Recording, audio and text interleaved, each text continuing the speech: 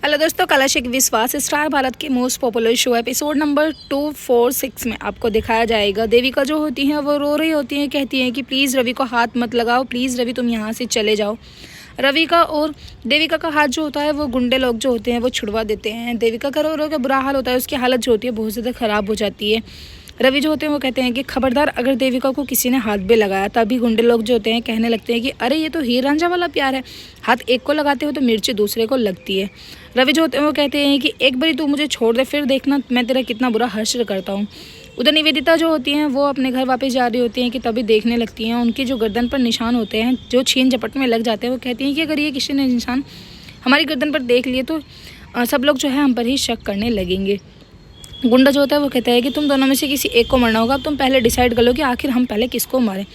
रवि जो होते हैं वो कहते हैं कि हाँ हाँ मार देना, अगर तेरे अंदर इतनी ही ताकत है तो। उधर साक्षी और मोंटी जो होते हैं वो जंगल की तरफ ही ढूंढते ढूंढते चले जाते हैं। कहते हैं कि रवि भाई वो चिल्ला रहे होते हैं, रवि भाई को कॉल करते हैं। जैसे ही रवि का फ़ोन जो होता है वो बजने लगता है कि तभी गुंडा जो होता है वो फ़ोन निकाल लेता है, कहता है कि अरे किसी साक्षी का फ़ोन है। तभी वो उस फ़ोन को तोड़ देते हैं, कहते हैं कि धरती में दे के मार इस फ़ोन को। देविका जो होती है वो कहती है कि आखिर आप लोगों को क्या चाहिए, आप लोगों की दुश्मनी मुझसे है, फिर मेरे रवि से तुम क्यों दुश्मनी निकाल रहे हो। वो कहते हैं कि अरे तेरा रवि तुझे यहाँ ढूंढते ढूंढते आया ना, तो सज़ा तो इसको मिलनी चाहिए। अगर हमें तुझे दुखी करना है तो तेरे लिए रवि को ही चोट मारनी होगी ना। तभी देविका जो होती है वो कहती हैं कि तुम्हें नहीं पता है कि मेरे पास कितनी प्रॉपर्टी है, मैं तुमको बहुत ज़्यादा रईस कर सकती हूँ, प्लीज़ तुम मेरे रवि को छोड़ दो।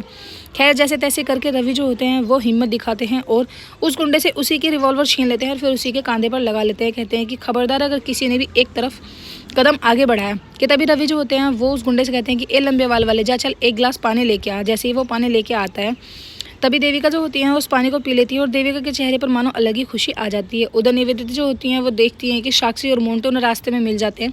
वो उनसे उधर के बात करती हैं, कहती हैं कि तुम लोग यहाँ पर क्या कर रहे हो, क्या रवि इसी साइड में आया है देविका को ढूंढने के लिए। तभी साक्षी को शक होने लगता है, वो कहती है कि तुम यहाँ पर क्या कर रही हो। वो कहते हैं कि मैं एक प्रॉपर्टी देखने के लिए यहाँ पर आई थी। साक्षी जो होती है बहुत ज़्यादा चालाक होती हैं, कहती हैं कि कौन सी प्रॉपर्टी, कौन से गाँव में आई थी तुम, ज़रा एक बार नाम तो बताओ। निवेदिता को कोई गांव का नाम नहीं पता होता, फिर भी वो ऐसे तैसे करके कुछ भी एक नाम बोल देती है। कहती है कि मैं उस वाले गांव में आई थी। तभी साक्षी जो होती है वो कहती है कि नहीं आप जाइए, हम आपके साथ कहीं नहीं जाएंगे। निवेदिता जो होती है वो जैसे तैसे करके अपनी जान बचा के सीधा एमएलए के पास भाग जाती हैं। उधर रवि जो होते हैं अपने आप ही अपने पिस्टल को अपने कनपट्टे पर लगवा लेते हैं। कहते हैं कि मार तो मेरी गोली, मार तो मेरी गोली, क्योंकि तेरे अंदर इतनी हिम्मत नहीं है कि तू मुझको गोली मार देगा। और सीधा उस पर ही गोली तान लेते हैं। सभी जो होते हैं वो घबरा जाते हैं, एक साइड में खड़े हो जाते हैं, हैंड्सअप कर लेते हैं। कहते हैं कि कहीं रवि हमको गोली ना मार दे।